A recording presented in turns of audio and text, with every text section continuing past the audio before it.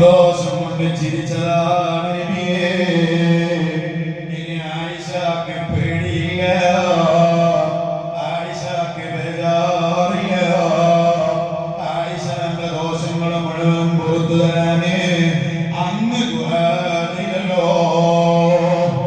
ഇത് പറഞ്ഞപ്പോഴാണ് ലോകത്തിന്റെ നേതാവ് ആയിഷ ബീവിയോട് ചോദിക്കുന്നത്, ഓ ആയിഷ,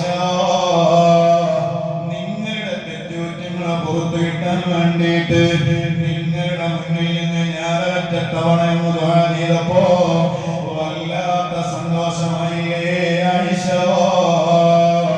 എന്നാൽ എന്റെ ഉമ്മത്തിലെ ആയിഷ, പാവങ്ങളായ ഉമ്മത്തുണ്ട്. എല്ലാവരും കണ്ടിട്ടില്ല ആയിഷ, എല്ലാവരും കേട്ടിട്ടില്ല ആയിഷ. ആ ഉമ്മത്തിന് വേണ്ടിയിട്ട് നിസ്കാരത്തിലെ എല്ലാ ഘട്ടങ്ങളിലും ദുആ ചെയ്യാറുണ്ട് ആയിഷ. എന്റെ സുജൂദിൽ ഞാൻ എന്റെ ഉമ്മത്തിനെ മറക്കാറില്ല, എന്റെ റുകൂഇനെ മറക്കാറില്ല. നിസ്കാരത്തിന്റെ എല്ലാ ഘട്ടങ്ങളിലും ഞാൻ എന്റെ ഉമ്മത്തിന് വേണ്ടി ദുആ ചെയ്യാറുണ്ട് ആയിഷ. നോക്കൂ, ഞാനും നിങ്ങൾ ജനിക്കുന്നതില്ല നൂറ്റാണ്ടുകൾക്ക് മുമ്പ് നമുക്ക് വേണ്ടി അല്ലാഹുവിനോട് ദുആ ചെയ്ത നേതാവാണ് സയ്യിദുനാ മുഹമ്മദുർ റസൂലുള്ളാഹ്.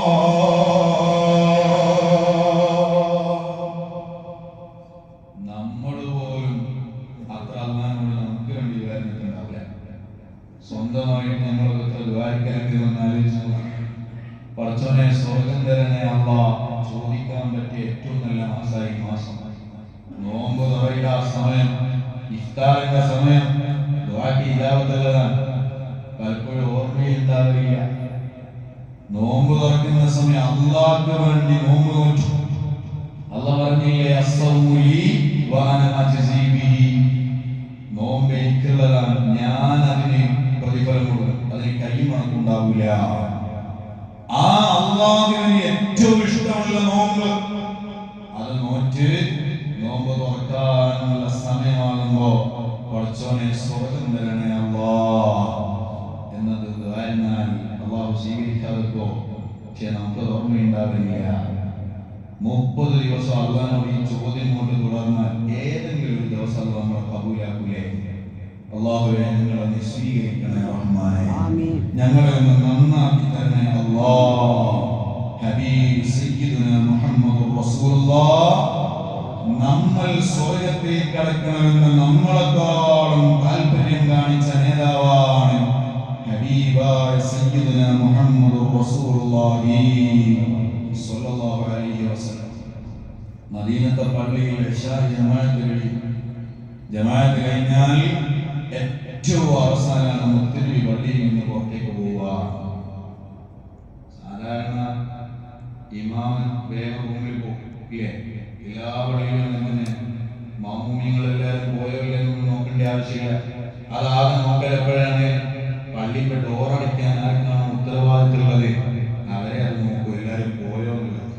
എന്നാൽ ആരംഭപ്പൂവായ മുഹമ്മദുർ റസൂലുള്ളാഹി സ്വല്ലല്ലാഹു അലൈഹി വസല്ലം സ്വലാത്തിന് നോമ്പൊന്നും ഉണ്ടാകാൻ പറ്റില്ല. ഉറക്ക സ്വലാത്തിന് സയ്യിദുനാ മുഹമ്മദുർ റസൂലുള്ളാഹി സ്വല്ലല്ലാഹു അലൈഹി വസല്ലം. അല്ലാഹുവേ, മദീനയിൽ നിന്ന് മുത്തനബി നോക്കി സന്തോഷിക്കുന്ന മജ്ലിസായി ഞങ്ങളെ മജ്ലിസിനെ നീ കബൂലാക്കി തരണേ അല്ലാഹ്. ഇവിടെ ഇരിക്കുന്ന ഒരാളെയും നീ വെറുതെ ആക്കല്ലേ അല്ലാഹ്. ഈ മജ്ലിസ് കൊണ്ട് അല്ലാഹുവേ പലതവണ ഞങ്ങളെ നീ മദീനയിൽ എത്തിച്ചു തരണേ അല്ലാഹ്. പ്രിയപ്പെട്ട സഹോദരന്മാരെ, മദീന പള്ളിയിൽ ഇശാ നിസ്കാരം കഴിഞ്ഞാൽ ഏറ്റവും അവസാനമാണ് മുത്തനബി തങ്ങൾ പോവുക. അതെന്താ? അതുവരെ റസൂലുള്ളാഹിന്റെ പണി എന്നറിയോ? സുഫത്തിന്റെ അഹലുകാരുണ്ട്, മുത്തുനബിയുടെ മുതഅല്ലിമീങ്ങളാണ്. 70ഓളം സ്വഹാബികൾ ഇൽമ പഠിക്കാൻ വേണ്ടിയിട്ട് അവരുടെ ജീവിതത്തെ മാറ്റിവെച്ചവരാണ്. അവരുടെ ലീഡറാണ് സയ്യിദുനാ അബൂ ഹുറൈറ റളിയല്ലാഹു അൻഹു. ആ സുഫത്തിന്റെ അഹലുകാർക്ക് പലപ്പോഴും ഭക്ഷണം ഉണ്ടാവില്ല. മുതഅല്ലിമീങ്ങൾക്കൊക്കെ ചെലവ് പറയാൻ എപ്പോഴും ഇല്ലേ? ചില ദിവസങ്ങളിൽ മുതഅല്ലിമീങ്ങൾക്ക് ഭക്ഷണം ഉണ്ടാവില്ല. വീട്ടുകാരെ വിളിച്ച് പറയും, നിങ്ങൾ ഉസ്താദിന്റെ അടിപ്പാത്രത്തിന് അഡ്ജസ്റ്റ് ചെയ്യണം, ഞങ്ങൾക്ക് ഒരു വഴിക്ക് പോകാനുണ്ട് എന്ന് പറയും.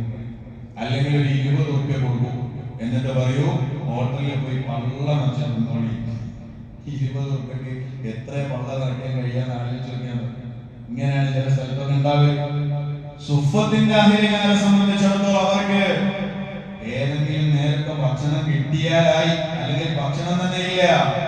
നബി സല്ലല്ലാഹു അലൈഹി വസല്ലം തങ്ങൾ ഇശാ നമസ്കാരം കഴിഞ്ഞാൽ അവിടുന്ന് അങ്ങോട്ട് എഴുന്നേറ്റു. എന്നിട്ട് നബി തങ്ങൾ ചോദിക്കും, നിങ്ങൾ ഇന്ന് എത്ര ആളുകൾക്ക് അശാബുണ്ട്, രാത്രി ഭക്ഷണം ഉണ്ട്? അവർ 4-5 ആളുകളൊക്കെ പറയും, തങ്ങളെ ഇന്ന് ഞങ്ങൾക്ക് ഭക്ഷണമുണ്ട്, ഒരാൾ വിളിച്ചിട്ടുണ്ട്. ബാക്കിയുള്ള 65 ആൾ അല്ലെങ്കിൽ 60 ആളുകൾ അവർക്ക് രാത്രിയിൽ ഭക്ഷണം ഉണ്ടാവില്ല. അത് നബി തങ്ങൾ ഇങ്ങനെ ചോദിക്കും സ്വഹാബികളോട്, ഇന്ന് ഒരു 2 ആളെ ഭക്ഷണത്തിന് കൊണ്ടുപോകാൻ പറ്റിയ ആരെങ്കിലും ഉണ്ടോ നമ്മുടെ കൂട്ടത്തിൽ? അവർ നബി തങ്ങളെ ചോദിക്കാണല്ലോ. സ്വഹാബികൾ ഓരോരുത്തരും ഇങ്ങനെ എഴുന്നേറ്റ് പറയും, തങ്ങളെ 2 ആളെ ഞാൻ കൊണ്ടുപോകും, 3 ആളെ ഞാൻ കൊണ്ടുപോകും. വലിയ വലിയ പണക്കാരായ ആളുകളുണ്ടാവും. ആ ആളുകൾ എഴുന്നേറ്റിട്ട് അവര് പറയും, തങ്ങളെ ഒരു 40 ആളെ ഞാൻ കൊണ്ടുപോയിക്കോളാം. സുബ്ഹാനല്ലാഹ്. അങ്ങനെ സുഫത്തിന്റെ അഹിലികാർക്ക് മുഴുവനും രാത്രിയിലേക്കുള്ള ഭക്ഷണത്തിൽ ഏർപ്പാട് ചെയ്യാൻ ഹബീബായ നബി സല്ലല്ലാഹു അലൈഹി വസല്ലം തങ്ങള് അവിടുന്ന് ഏറ്റവും അവസാനം വരെ കാത്തു നിൽക്കുകയാണ്. എല്ലാ ആളുകൾക്കും രാത്രി ഭക്ഷണത്തിൽ ഏർപ്പാട് ചെയ്തു. അവസാനം ഹബീബായ തങ്ങള് അവിടുന്ന് സ്വന്തം വീട്ടിലേക്ക് ചെല്ലുന്നു. എല്ലാവർക്കും ഭക്ഷണത്തിനുള്ള ഏർപ്പാട് ചെയ്ത് മുത്തുനബിയുടെ വീട്ടിലുള്ള അവസ്ഥ എന്താണെന്നറിയോ? ആയിഷ ബീവി പറയുകയാണ്, നബി സല്ലല്ലാഹു അലൈഹി വസല്ലം തങ്ങള് അവിടുന്ന് വീട്ടിലേക്ക് എത്തിയിട്ട് അവിടുത്തെ ഖമീസ് അങ്ങ് പൊക്കിയിട്ട് അവിടുത്തെ വയറ്റത്ത് കെട്ടിവെച്ച കല്ലുണ്ട്. വിശപ്പ് താങ്ങാൻ കഴിയാത്തതിന്റെ പേരില് 1-2 കല്ലിങ്ങനെ വയറ്റത്ത് കെട്ടിവെച്ചതാണ്. ആ കല്ലങ്ങ് അടിച്ചു വെക്കുന്നു. റസൂലുള്ളാഹിന്റെ വീട്ടില് ഭക്ഷണമുണ്ടോ? ഇല്ല, ഇല്ല. എത്രയാ ലോകത്തിലെ നേതാവ് പട്ടിണി കിടന്നതെന്നറിയോ? ഒരു മഹതിയായ ഫാത്തിമ ബീവി ഒരു റൊട്ടിയുടെ കഷ്ണം കൊണ്ട് കൊടുക്കുകയാണ് റസൂലുള്ളാഹിക്ക്. അപ്പോഴാണ് നബി തങ്ങൾ പറഞ്ഞത്, ഓ ഫാത്തിമ, 3 ദിവസമായിട്ട് ആദ്യമായിട്ട് കിട്ടുന്ന റൊട്ടിയാണിത്. 3 ദിവസമായി ഭക്ഷണം കഴിച്ചിട്ടില്ല ലോകത്തിലെ നേതാവ്. ആയിഷ ബീവി പറയാണ്, വീട്ടിൽ വന്നിട്ട് ആ ഖമീസ് ഒന്ന് പൊക്കിയിട്ട് വയറ്റത്ത് കെട്ടിവെച്ച കല്ലങ്ങ് അഴിച്ചു വെക്കുന്നു. ആ വീട്ടിൽ ഭക്ഷണമുണ്ടോ? ഇല്ല, ഇല്ല. അവിടെ പട്ടിണിയാണ്. ആ മുത്തുനബി വിശപ്പോടുകൂടി ഇങ്ങനെ കിടക്കുന്നു. ആയിഷ ബീവി പറയുന്നു, പലപ്പോഴും മുത്തുനബിക്ക് വയറുവേദന വരുമോ എന്ന് പേടിച്ചിട്ട് ഞാൻ റസൂലുള്ളാഹിന്റെ വയറിങ്ങനെ തടവി കൊടുക്കാറുണ്ടായിരുന്നു. ചിലപ്പോഴൊക്കെ ഇങ്ങനെ തിരിഞ്ഞും മറിഞ്ഞും കിടക്കുന്നത് കാണുമ്പോ ചോദിച്ചു പോകാറുണ്ട്, എന്തിനാണ് അങ്ങിങ്ങനെ പ്രയാസപ്പെടുന്നത്? അങ്ങേക്കൊന്ന് ദുആ ചെയ്തുകൂടെ നബിയേ? പ്രയാസങ്ങളൊക്കെ ഒന്ന് മാറാൻ തങ്ങളെ ഒന്ന് ദുആ ചെയ്താൽ പോലെ. എന്തിനാണ് ഇങ്ങനെ വിശന്ന് പൊരിഞ്ഞ് പ്രയാസപ്പെടുന്നത് എന്ന് ചോദിച്ചപ്പോ അവിടുന്നാണ് ഹബീബായ തങ്ങൾ ആയിഷ ബീവിയോട് ചോദിക്കുന്നത്, ഓ ആയിഷ, മാലി വലി ദുനിയാ, മോളെ ദുനിയാവല്ലേ, ഈ ദുനിയാവിൽ ഞാനും തമ്മിൽ പറയാൻ മാത്രമുള്ള ഒരു ബന്ധവുമില്ലല്ലോ, അതുകൊണ്ട് പ്രശ്നമില്ല. വിശന്ന് പൊരിഞ്ഞ് നബി തങ്ങളെ നേരം ഒളിപ്പിക്കുന്നു.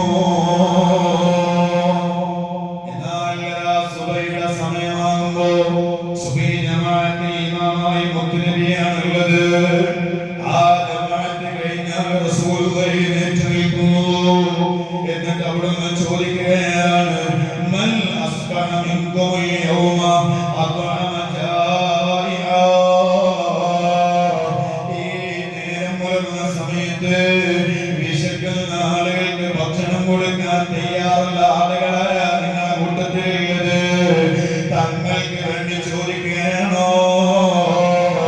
അല്ലല്ലോ, രാവിലത്തെ ഭക്ഷണത്തിന് വേണ്ടിയിട്ട് സുബ്ഹത്തിൽ അഹ്ലികാർക്ക് വേണ്ടിയിട്ട് നബി തങ്ങളെ വകുപ്പുണ്ടാക്കുന്നു. അപ്പോൾ റസൂലുള്ളാഹിക്ക് വല്ലാത്ത വിശപ്പുണ്ട് കേട്ടോ. അത്രത്തോളം നമ്മളെ സ്നേഹിച്ച നേതാവാണ് സയ്യിദുൽ വജൂദ് മുഹമ്മദുർ റസൂലുള്ളാഹ്. വല്ലാതെ വിശന്നൊട്ടി പ്രയാസപ്പെട്ട് ജീവിച്ച നേതാവാണ് ഹബീബ് മുഹമ്മദുർ റസൂലുള്ളാഹി. 6 ദിവസം ഭക്ഷണം കഴിക്കാത്ത മുത്തുനബിയെ കിതാബിൽ പറഞ്ഞു തരുന്നുണ്ട്. ഒരു മനുഷ്യൻ 6 ദിവസം ഭക്ഷണം കഴിച്ച് എന്താ അവസ്ഥകളൊന്നും ആലോചിച്ചു. ഇപ്പോ മറ്റേ സൂചി ഇരിക്കുന്ന സമയം അക്യൂപങ്ചർ അതിലൊരു ചികിത്സ പോലും 3 ദിവസം വെള്ളം മാത്രം കുടിക്കാം. 3 ദിവസം വെള്ളം മാത്രം, വാട്ടർ തെറാപ്പി അങ്ങനെയൊന്നും പറയില്ലേ, വെള്ളം മാത്രമേ കുടിക്കൂ 3 ദിവസം. ആ 3 ദിവസം കൊണ്ട് കഴിഞ്ഞാൽ പിന്നെ കുറെ നട്ട്സും ഫ്രൂട്ട്സും അങ്ങനെ കുറെ ഐറ്റംസ് കൂട്ടിയിട്ടുള്ള ഒരു ജ്യൂസ് കൊണ്ടാണ് ആ നോമ്പ് തുറക്കുന്നത്. 3 ദിവസം കഴിഞ്ഞാൽ അത് കിട്ടുമെന്നുള്ള ഒരു പ്രതീക്ഷയുണ്ട്. നബി തങ്ങൾ 6 ദിവസം ഭക്ഷണം കിട്ടിയില്ല. 3 ദിവസം നോമ്പെടുത്തു. 3 ദിവസം